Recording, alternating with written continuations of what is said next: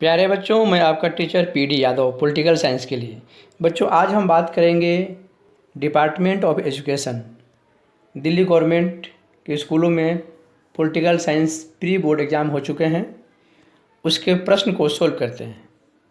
Pre board exam का ये question evening shift का है। और आइए बात करते हैं क्वेश्चन की। पहला क्वेश्चन है, आसियान की स्थापना किस वर्ष हुई? तो बच्चों, आसियान की स्थापना 1967 में हुई है, 8 अगस्त को। 8 अगस्त 1967 को हुई है और थाईलैंड की राजधानी बैंकॉक में। इसको बोलते हैं बैंकॉक घोषणा पत्र के द्वारा आसियान की स्थापना हुई है अगस्त 1967 में। और स्थापना करने वाले देशों के नाम IMPST यानी कि इंडोनेशिया, मलेशिया, फिलीपींस, सिंगापुर और थाईलैंड, इन 5 देशों ने इसकी स्थापना की थी। और बाद में इसके सदस्यों की संख्या बढ़ती गई, आज इसमें 10 सदस्य हैं। क्वेश्चन नंबर 2 देखते हैं। रिक्त स्थान भरें, फिल इन द ब्लैंक करना है। क्वेश्चन है, ब्रिक्स का 11वां सम्मेलन 2019 में डैश देश में हुआ? तो ब्राज़ील देश में हुआ है। ये ब्राज़ील के शहर ब्रासिलिया में नवंबर 2019 में यह सम्मेलन हुआ है। और इस सम्मेलन की थीम थी economic growth for an innovative future, यानी कि नए भविष्य के लिए आर्थिक विकास। अब बात करते हैं क्वेश्चन नंबर 3। यह क्वेश्चन है, शिमला समझौता कब हुआ? तो बच्चों, शिमला समझौता हुआ है, इसका पहला ऑप्शन सही होगा 1972 में, 1972 में, 2 जुलाई 1972, 2 जुलाई लिख लें यहाँ, और 1972 में हुई है। यह भारत और पाकिस्तान के बीच एक शांति समझौता हुआ था। ये समझौता तब हुआ जब उसके ठीक 1 साल पहले यानी कि 1971 में भारत और पाकिस्तान के बीच युद्ध हुआ था।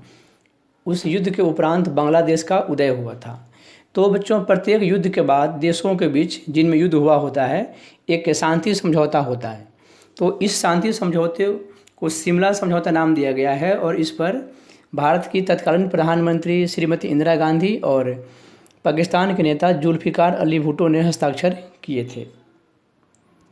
अगला क्वेश्चन है, क्वेश्चन नंबर 4 देखते हैं। राज्य पुनर्गठन आयोग की स्थापना किस वर्ष हुई? राज्य पुनर्गठन आयोग पूछा हुआ है, SRC। इसकी स्थापना 1953 में हुई है बच्चों, 1953 में। और यह कानून बना है 1956 में, यानी संसद से यह पास हो गया है। तो SRA हो गया, स्टेट रीऑर्गेनाइजेशन एक्ट। और आयोग बना है 1953, संसद से पास हो गया, यानी अधिनियम बन गया 1956। और 1956 में इसके तहत भारत में 14 राज्य और 6 केंद्र शासित प्रदेश थे इसके अकॉर्डिंग। अगला क्वेश्चन 5 नंबर क्वेश्चन है। यह क्वेश्चन कह रहा है, लोकसभा का 5वां चुनाव कब हुआ? तो लोकसभा का 5वां चुनाव 1971 में हुआ है बच्चों। यही चुनाव है जिसमें इंदिरा गांधी ने गरीबी हटाओ का नारा दिया था। तो 5वां आम चुनाव 1971। अगला क्वेश्चन है क्वेश्चन नंबर 6। इसमें कह रहा है, दिए गए कथन को सही करके पुनः लिखिए। क्वेश्चन है, भारत में वैश्वीकरण की शुरुआत 1977 में हुई। यह गलत है, इसको सही कर देंगे। तो 1977 के बदले 1991 हो जाएगा। 1991 में भारत में वैश्वीकरण की शुरुआत होती है। नेक्स्ट क्वेश्चन है, नीति आयोग का गठन कब हुआ?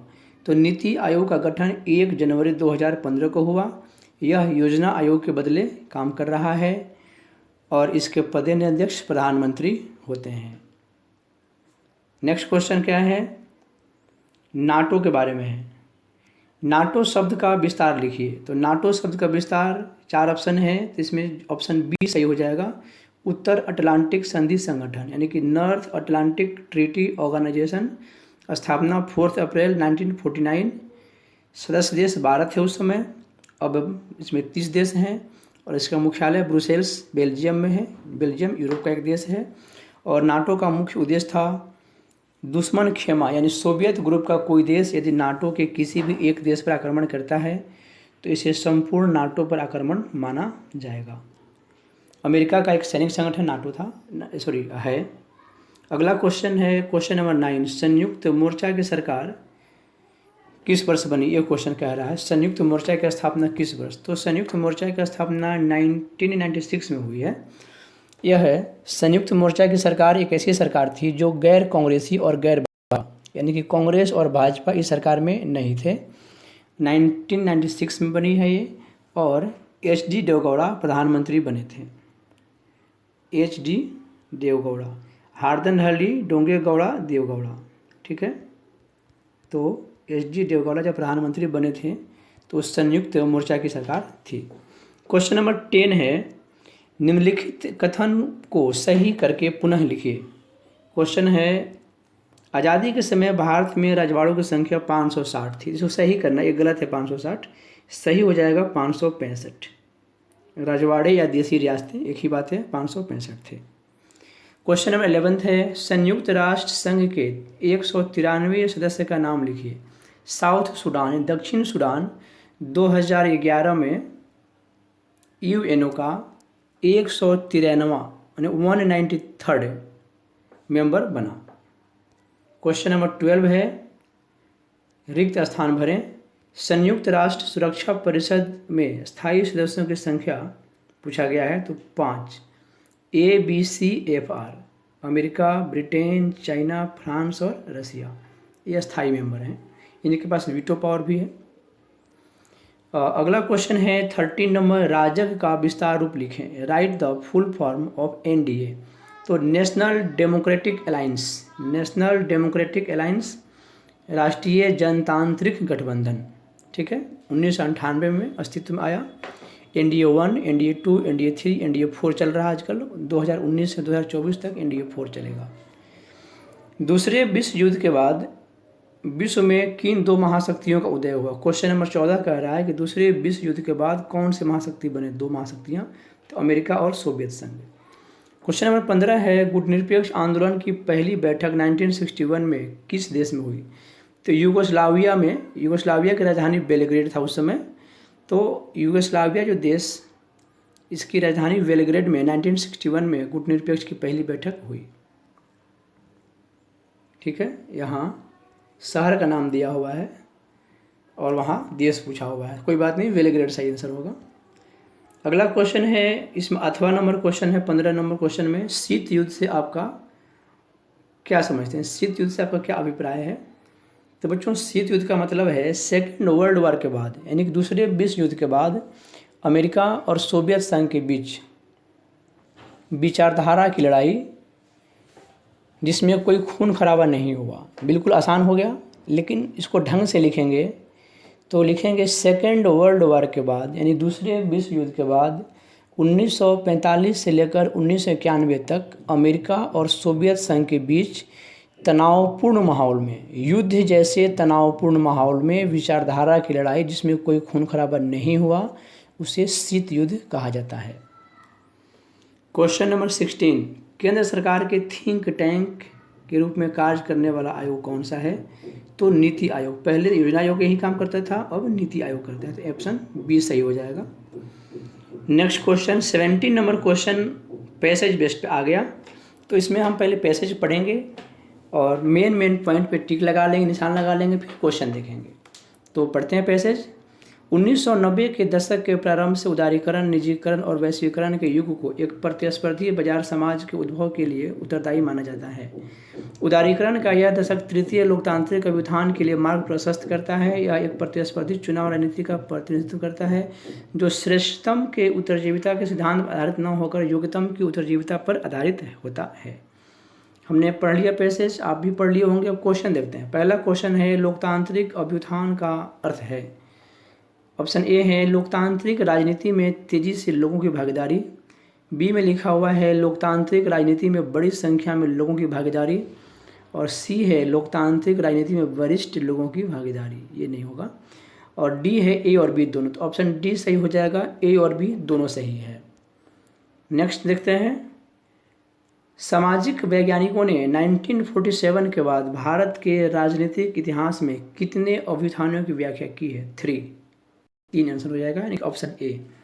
पहला लोकतांत्रिक अभ्युत्थान 1950 से 1970 के दशक तक, और दूसरा लोकतांत्रिक अभ्युत्थान 1980 का दशक, और तीसरा 1990 के बाद। ठीक है। अगला क्वेश्चन है, प्रथम लोकतांत्रिक अभ्युत्थान निम्नलिखित में से किसकी भागीदारी पर आधारित था? तो प्रथम था मतदान की भागीदारी और पिछड़े वर्गों, युवाओं, तो इसका आंसर हो जाएगा मतदान की भागीदारी। ठीक है।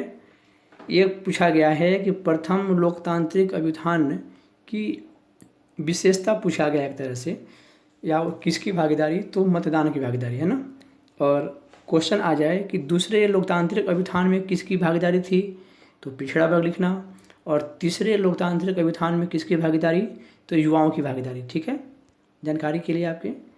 नेक्स्ट क्वेश्चन है, तीसरा लोकतांत्रिक अभ्युत्थान किस सिद्धांत पर आधारित है? ऑप्शन ए है श्रेष्ठतम की उत्तरजीविता, बी है योग्यतम की उत्तरजीविता, और सी है वंचितों की उत्तरजीविता, और डी कोई नहीं। तो इसका आंसर होगा बी, योग्यतम की उत्तरजीविता पर आधारित है। तीसरा लोकतांत्रिक अभ्युत्थान योग्यतम की उत्तरजीविता, यानी कि जो सबसे योग्य होगा उसी का अस्तित्व बना रहेगा, इस पर डिपेंड करता है। और इसकी विशेषता युवाओं की भागीदारी। अगला क्वेश्चन देखते हैं, क्वेश्चन नंबर 18 भी है, वो भी पैसेज बेस्ड है। क्वेश्चन है 18 नंबर, पहले इसको पढ़ते हैं पैसेज को। पैसेज है, भारत का कहना था कि वह अणु शक्ति को सिर्फ शांतिपूर्ण उद्देश्यों में इस्तेमाल करने की अपनी नीति के प्रति दृढ़ संकल्प है। जिस वक्त परमाणु परीक्षण किया गया था वह दौर घरेलू राजनीति के लिहाज से बड़ा कठिन था। 1973 में अरब इजराइल युद्ध हुआ था। अरब राष्ट्रों ने तेल के दामों में भारी वृद्धि कर दी थी। भारत आर्थिक समस्याओं से घिर गया था। भारत में मुद्रास्फीति बहुत ज़्यादा बढ़ गई। इस वक्त देश में कई आंदोलन भी चल रहे थे और देशव्यापी हड़ताल भी हुई। अब क्वेश्चन देखते हैं। पहला क्वेश्चन है इसका, भारत ने अपना पहला परमाणु परीक्षण कब किया? तो पहला परमाणु परीक्षण भारत ने 18 मई 1974 को किया। इसको पोखरण फर्स्ट भी बोलते हैं, और इसका नाम है स्माइलिंग बुद्धा, कोड नेम बोलते हैं स्माइलिंग बुद्धा। अगला क्वेश्चन, भारत के पहले परमाणु परीक्षण के समय देश की प्रधानमंत्री इंदिरा गांधी थी। क्वेश्चन नंबर 18.3, इस काल को भारत की घरेलू राजनीति का सबसे कठिन काल क्यों माना जाता है? ऑप्शन देखते हैं, तेल के दामों में भारी वृद्धि, देशव्यापी आंदोलन और हड़तालें, आर्थिक मंदी, और डी ऑप्शन सही होगा, उपरोक्त सभी। नेक्स्ट क्वेश्चन क्या है, किस अंतर्राष्ट्रीय घटना के कारण भारत में महंगाई बढ़ गई? तो अरब इजराइल युद्ध 1973 के कारण तेल की कीमतों में वृद्धि हुई थी, इसलिए महंगाई बढ़ गई थी। अब देखते हैं क्वेश्चन नंबर 19 नंबर क्वेश्चन है, सोवियत संघ के विघटन के किन्हीं दो महत्वपूर्ण कारकों का उल्लेख करें। बच्चों, सोवियत संघ के विघटन के कई कारण हैं, हमने पहले भी एक क्वेश्चन किया हुआ है। तो आपसे 2 कारण पूछे गए हैं, मैंने यहाँ 6 कारण लिख दिए हैं, आप कोई भी 2 लिख लेना। तो 2 महत्वपूर्ण कारणों की अगर बात करते हैं तो जो सबसे महत्वपूर्ण और तत्कालीन कारण थे, सोवियत के गणराज्यों में राष्ट्रवाद और संप्रभुता की भावना का उभार। जो सोवियत संघ के गणराज्य थे 15 गणराज्य, उसमें कुछ ऐसे भी गणराज्य थे जो संप्रभु होना चाहते थे, उनमें राष्ट्रवाद की भावना उभार ले रही थी। ये थे रूस, यूक्रेन, जॉर्जिया और बाल्टिक गणराज्य। बच्चों, संप्रभुता का मतलब होता है अपने निर्णय लेने में स्वतंत्र निर्णय लेने की क्षमता, और उस निर्णय लेने की क्षमता में आंतरिक और बाहरी रूप से कोई दबाव नहीं हो, यानी कि वे एक देश के रूप में स्थापित होना चाह रहे थे। ये थे रूस, यूक्रेन और जॉर्जिया। इसके अलावा बाल्टिक गणराज्य के जो राज्य थे। इसमें एक दूसरा ऑप्शन आप लिख सकते हैं जो तत्कालीन कारण था और बड़ा महत्वपूर्ण कारण था, मिखाइल गोर्बाचेव की सुधारवादी नीतियाँ। मिखाइल गोर्बाचेव 1985 में जब वहाँ के राष्ट्रपति बने तो उन्होंने पश्चिमी देशों से संबंध सुधारना चाहा, रूस में सोवियत संघ में लोकतांत्रिक प्रक्रिया को लाना चाहा, सोवियत संघ में अन्य सुधारों की बात की उन्होंने। इसी के तहत उन्होंने कुछ सुधार लाए, पेरेस्ट्रोइका, ग्लासनोस्ता, उस्केरनी। उनके सुधारों की गति थोड़ी धीमी थी लेकिन सुधार अच्छे थे। उन्होंने अपनी पार्टी के लोगों का विशेष अधिकार भी ख़त्म कर दिया था।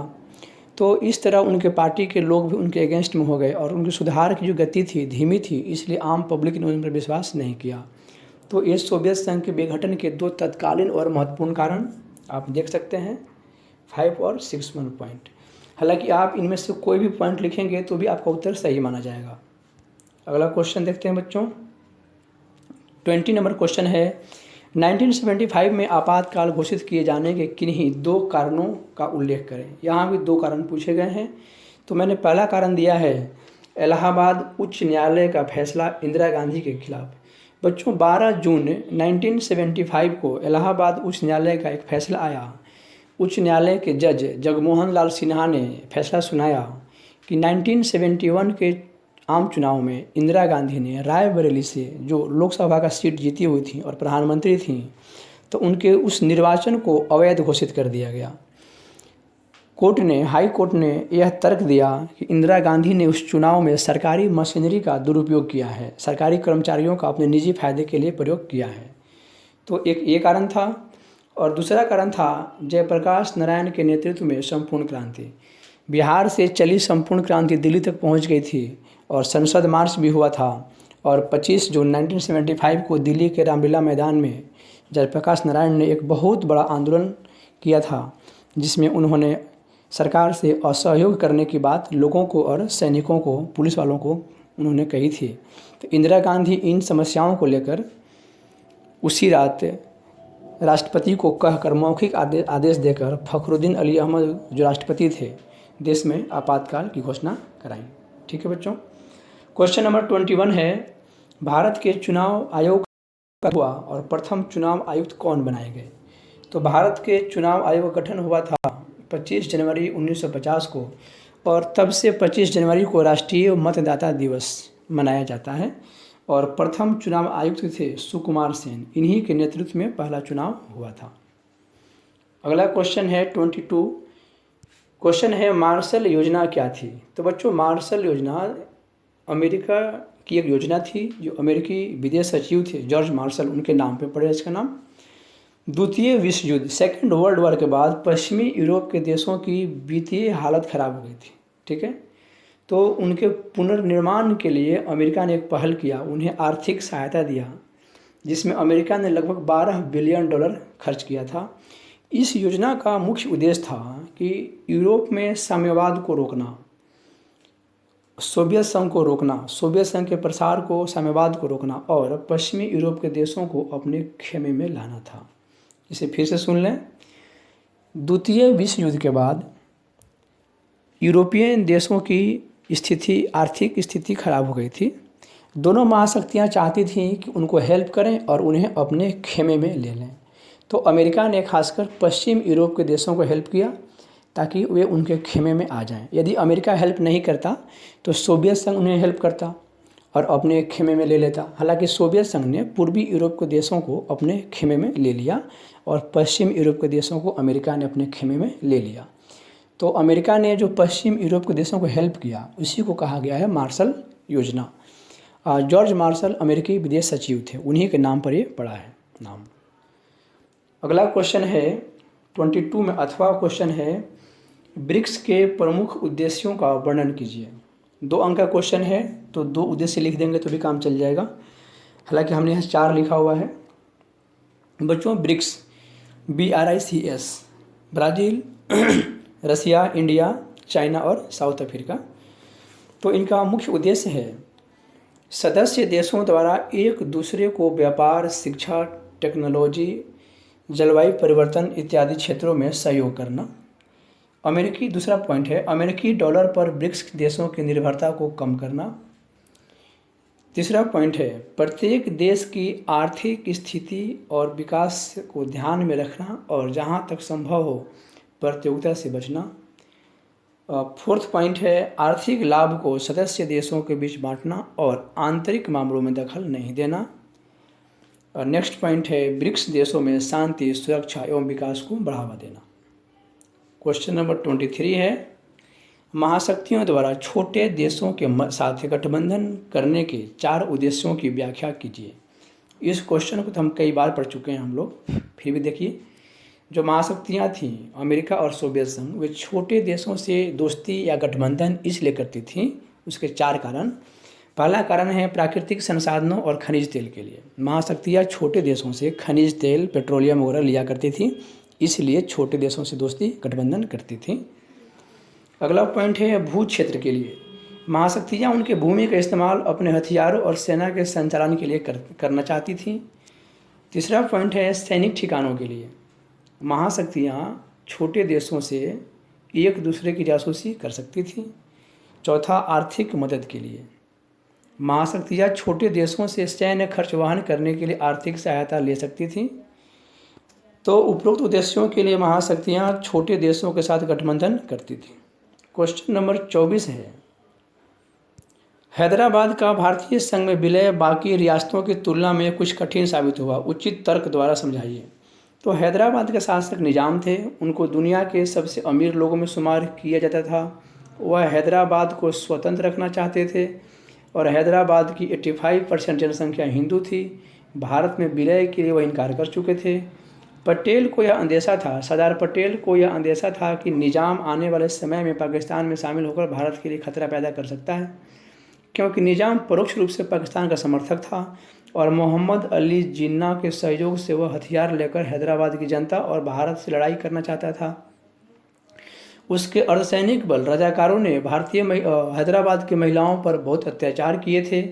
सरदार पटेल और वीपी मेनन, जो सरदार पटेल के सेक्रेटरी थे और एक आईपीएस ऑफिसर थे, इन लोगों ने समझाया कि हैदराबाद का विलय भारत में होगा तो ये सही होगा, लेकिन निजाम नहीं माना।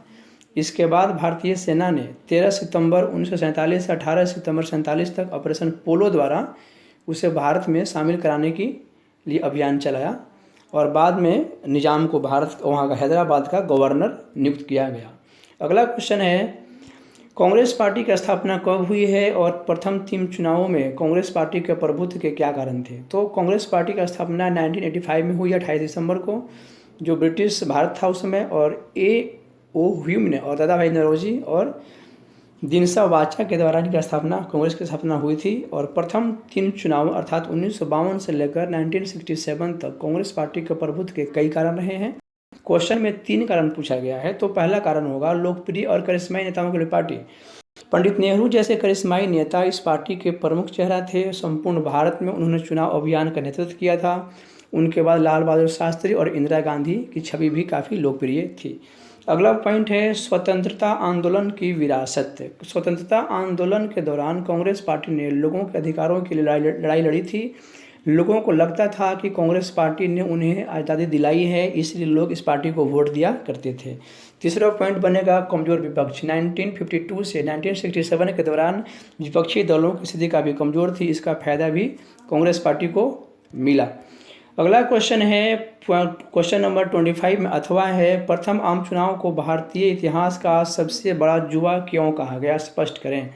तो आज़ादी के बाद भारत में लोकतांत्रिक शासन व्यवस्था अपनाने का फैसला किया गया था। इसके लिए चुनाव कराया जाना था। चूँकि देश में यह पहला आम चुनाव था, इसलिए देश में लोकतंत्र स्थापित होता।